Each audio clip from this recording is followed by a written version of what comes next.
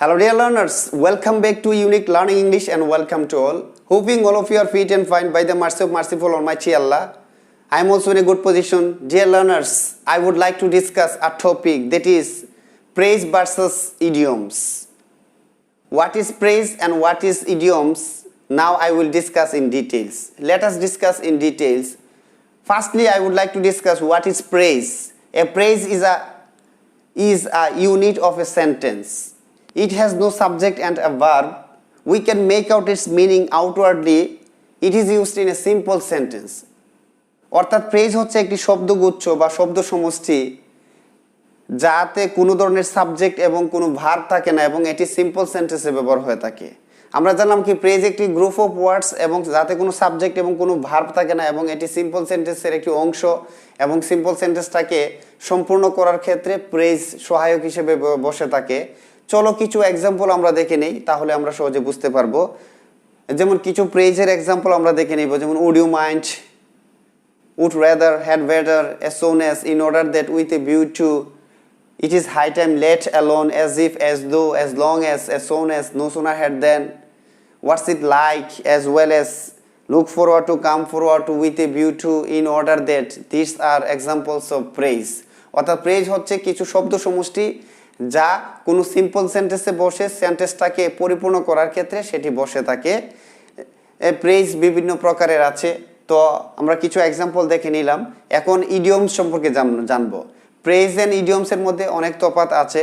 Praise হচ্ছে এমন একটি শব্দগুচ্ছ যাতে কোনো সাবজেক্ট ভার্ব থাকে না এবং তার অর্থটা আমরা সহজেই বুঝতে পারি এবং আউটওয়ার্ডলি তার অর্থটা সহজে বোঝা যায় এবং অনুমান করা যায় এবং এটি প্রেজ। কিন্তু ইডিয়মস এমন একটি বিষয় তার অর্থটা কিছুটা ডিফিকাল্ট এবং আউটওয়ার্ডলি বোঝা খুব কঠিন। এখন আমরা ইডিয়মসের সংজ্ঞাটি জেনে নিব। An idiom is also a unit of a sentence. It has no subject and a verb. It is also used in a simple sentence. It cannot be understood outwardly. অর্থাৎ একটি ইডিয়ম একটি কি হচ্ছে ইউনিট অফ সেন্টেন্স, অর্থাৎ শব্দগুচ্ছ শব্দ সমষ্টি এবং একটি সেন্টেন্সের একটি ইউনিট এবং যাতে কোনো ধরনের কি থাকে না সাবজেক্ট এবং একটি ভার্বও থাকে না এবং এটি সিম্পল সেন্টেন্সে ব্যবহার হয়ে থাকে। কিন্তু ইডিয়ম সহজে আউটওয়ার্ডলি বোঝা যায় না, অর্থাৎ we can not understand its meaning outwardly. অর্থাৎ ইডিয়ম বোঝাটা একটু কঠিন, অর্থাৎ ইডিয়মের অর্থটা বুঝতে গেলে একটু কি করতে হবে, পড়তে হবে এবং তার সরাসরি কোনো আউটওয়ার্ডলি মিনিং থাকে না, ইনওয়ার্ড মিনিং থাকে। এখানে একটা মিনিং নিহিত থাকে এবং তা বোঝা একটু কঠিন এবং বুঝতে গেলে ইডিয়মস কি করতে হবে, অনেকগুলো পড়তে হবে, মুখস্থ করতে হবে। অর্থাৎ ইডিয়মসও কতিপয় শব্দ সমষ্টি যার একক অর্থ আছে বা যে অর্থকে আমরা বাহ্যিকভাবে সহজে বুঝতে বা পড়তে পারি না তা জানতে হবে এবং পড়তে হবে। অধিক পড়াশোনার মাধ্যমে ইডিয়ম সম্পর্কে অভিজ্ঞতা অর্জন করা যায়, জানা যায়। চলো কিছু এক্সাম্পল জেনে নেই ইডিয়মসের। সেটি হচ্ছে যেমন ডিলি ডেলি। ডিলি ডেলি তার বাংলা অর্থ হচ্ছে তাল বাহনা করে সময় নষ্ট করা। ডিলি ডেলি বললে কিন্তু সহজে বাহ্যিকভাবে তার অর্থ বুঝি না, কিন্তু প্রেজের অর্থটা কিন্তু সহজে আমরা বুঝতে পারি। তারপরে যেমন হোল্ড ওয়াটার, টিকে থাকা। হোল্ড ওয়াটারের বাহ্যিক মিনিং করলে কিন্তু সহজে মিনিংটা হয় না, এটার একটি কি ইনওয়ার্ড মিনিং থাকে, এই জন্য এটি একটি ইডিয়ম। সেটি হচ্ছে হোল্ড ওয়াটার, টিকে থাকা। ডগ ডেজ, ডগ ডেজ বলতে এখানে কি ডগ দ্বারা কুকুরকে মিন করা হয়, ডেজ মানে এই জন্য কিন্তু এই ধরনের অর্থ করলে হবে না, তার অর্থটা কিন্তু একটু ভিন্ন রয়েছে। ডগ ডেজের বাংলা অর্থ হচ্ছে উষ্ণতম সময়, অর্থাৎ ডগ ডেজের বাংলা হচ্ছে কি উষ্ণতম সময়। ইন এ নাটশেল, আরেকটি এক্সাম্পল দেখে নেব। ইন এ নাটশেল অর্থ হচ্ছে সংক্ষেপে, কিন্তু ইন এ নাটশেলের অর্থ করলে সরাসরি কিন্তু সংক্ষেপে অর্থ করা যাবে না, এটার আউটওয়ার্ড কোনো বাহ্যিক কোনো মিনিং থাকে না। ইডিয়মের মিনিংটা একটু ভিন্নতর হয়ে থাকে এবং ডিফিকাল্ট এবং সেটা ইনওয়ার্ড মিনিং হয়। এই জন্য ইডিয়ম অনেক গুরুত্ব সহকারে পড়তে হবে, মুখস্থ করতে হবে। চাকরির ক্ষেত্রে ইডিয়ম অনেক গুরুত্বপূর্ণ একটি টপিক, সহজেই ইডিয়ম আয়ত্ত করা যায় না, অনেক পড়লে ইডিয়ম সম্পর্কে ধারণা হয় এবং আলোচনা করা যায়, পরীক্ষাতে আনসার করা যায়। এই জন্য ইডিয়মস অনেক মুখস্থ করতে হবে। প্রেজ ভার্সাস ইডিয়মের ক্লাসটি তোমাদের জন্য অনেক উপকারী। তারপরে আরেকটি এক্সাম্পল আমরা দেখে নেব। Out and out. Out and আউটের বাংলা অর্থ হচ্ছে সম্পূর্ণরূপে, কিন্তু আউট অর্থ করলে কিন্তু তারপরে সরাসরি এই অর্থটা মিন করে না এবং ভিন্ন অর্থ ধারায়। তারপরে আরেকটি এক্সাম্পল আমরা দেখে নিব। To end in smoke. To end in smoke অর্থ হচ্ছে কি ব্যর্থ অ্যান্ড ইন স্মোক, প্রত্যেকটা ওয়ার্ডের অর্থ করলে কিন্তু এই অর্থের সাথে মিল থাকবে না, এটি একটি ইডিয়মস। অর্থাৎ টু অ্যান্ড ইন স্মোক অর্থ হচ্ছে ব্যর্থতায় পর্যবেসিত হওয়া, অর্থাৎ ব্যর্থ হওয়া, নিষ্ফল হয়ে যাওয়া। তারপরে আরেকটি এক্সাম্পল আমরা দেখে নিব, in the teeth of. In the teeth of এটা একটি ইডিয়ম, এটার বাংলা হচ্ছে কি প্রবল শক্তির বিরুদ্ধে।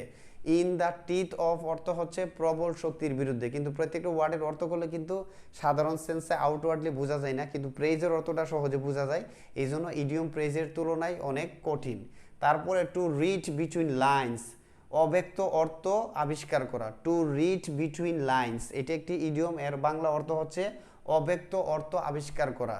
সরাসরি তার অর্থ করলে কিন্তু হয় না, অর্থটা ভিন্নতর হয়। ডিয়ার লার্নার্স, তারপরে আরেকটি ইডিয়ম দেখে নেব, সেটি হচ্ছে run into debt. Run into ডেটের বাংলা হচ্ছে ঋণগ্রস্ত হওয়া। রান ইনটু ডেট প্রত্যেকটা ওয়ার্ডের অর্থ করলে কিন্তু সরাসরি বাহ্যিক কোনো অর্থ হয় না, এখানে আউটওয়ার্ডলি কোনো অর্থ দাঁড়ায় না, আমরা আউটওয়ার্ডলি তার অর্থ বুঝতে পারি না, এগুলো মুখস্থ করতে হবে এবং অধিক স্টাডি করলে, ইডিয়ম আলোচনা করলে, পড়লে সহজে ইডিয়ম সম্পর্কে ধারণা নেওয়া সম্ভব। রান ইনটু ডেটের বাংলা হচ্ছে ঋণগ্রস্ত হওয়া, কিন্তু সরাসরি তার মিনিংটা কিন্তু এই ধরনের হয় না, কিন্তু এটা এই অর্থ হবে। তারপরে আরেকটি এক্সাম্পল আমরা দেখে নিব, to kick the bucket. To kick the bucket অর্থাৎ এটি একটি ইডিয়ম, এর বাংলা অর্থ হচ্ছে মারা যাওয়া। টু কিক দ্য বাকেট অর্থ হচ্ছে মারা যাওয়া, কিন্তু প্রত্যেকটা ওয়ার্ডের বাংলা অর্থ করলে কিন্তু এটার সাথে কখনো মিল পাওয়া যাবে না, এই জন্যই সেটা ইডিয়ম। অর্থাৎ ইডিয়ম আমরা জানলাম কি, ইডিয়ম একটি unit of a sentence, group of words, এবং এতে কোনো সাবজেক্ট থাকে না, ভার্ব থাকে না, এবং সিম্পল সেন্টেন্স ব্যবহার হয়ে থাকে, কিন্তু তার সরাসরি আউটওয়ার্ড মিনিং হয় না। We can not understand its meaning outwardly, অর্থাৎ তার অর্থটা আমরা বাহ্যিকভাবে বুঝতে পারি না, এটার একটি ভিন্ন ব্যতিক্রম অর্থ দ্বারা, এই জন্য সেটি ইডিয়ম। কিন্তু প্রেজের অর্থটা আউটওয়ার্ডলি সহজে বোঝা যায়, সেটি একটু সহজ ইডিয়মের তুলনায়। তারপরে ইডিয়মের আরেকটি এক্সাম্পল দেখে নিব, সেটি হচ্ছে ব্লু ব্লাড। ব্লু ব্লাড তার বাংলা হচ্ছে আভিজাত্য, বংশ গৌরব, কিন্তু ব্লু ব্লাডের অর্থ যদি আমরা করি কি হবে, নীল রক্ত। তার অর্থ কি সরাসরি আসে? নো, কখনো না, এর অর্থ একটু ভিন্নতর হয়, এই জন্য সেটি ইডিয়ম।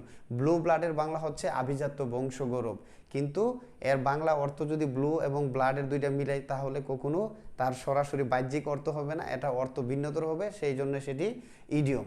তারপরে নেক্সট এক্সাম্পলটি হচ্ছে a red letter day. A red letter day এর অর্থ হচ্ছে স্মরণীয় দিন, কিন্তু প্রত্যেকটা ওয়ার্ডের অর্থ মিলাইলে কিন্তু এভাবে তা হবে না। এ রেড লেটার ডে এর বাংলা হচ্ছে স্মরণীয় দিন। এ গ্রিন হর্ন, অনভিজ্ঞ ব্যক্তি। এ গ্রিন হর্নের বাংলা হচ্ছে কি, অনভিজ্ঞ ব্যক্তি। এখানে এক গ্রিন হর্ন যদি আলাদা আলাদা অর্থ করা হয়, তা কিন্তু তার সাথে মিলবে না, এই জন্য সেটি ইডিয়ম। অর্থাৎ ইডিয়মের বাহ্যিক কোনো অর্থ সরাসরি মিলানো যাবে না, তার অর্থ একটু ভিন্ন হয়, সেই জন্য ইডিয়ম। অর্থাৎ আজকের ক্লাসে phrase versus idiom, phrase versus ইডিয়মের আলোচনা করেছি। Dear learners, praise